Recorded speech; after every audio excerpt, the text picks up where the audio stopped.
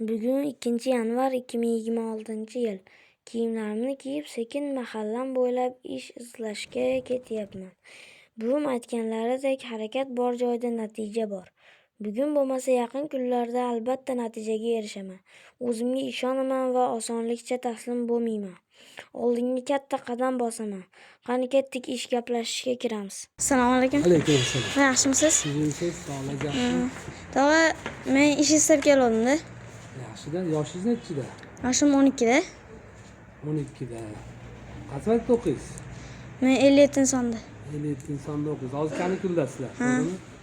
Hozir bizda qishga mavsumdamiz. Ish yo'q hozircha sizga. Xohlasangiz 3 oydan keyin bo'ladi. Qo'lingizda nima ishlar keladi? Men nima ish bo'lsa qilaveraman. Narsalar tashishmi, yo taklashmi, sotishmi bo'laveradi. Xohlasangiz hozircha sizga oylik chiqarib beraman. Men boshqa joydan ish istab ko'raman, bo'lmasam kelaveraman. To'g'risi. Bo'ldi uka. Bo'pti, rahmat aka. Bo'lsangiz kelaverasiz. Hop. Bo'pti.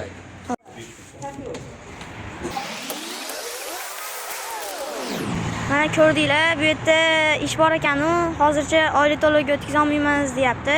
Men Umarman. Men albatta ish topaman. Natijaga erishamiz hali.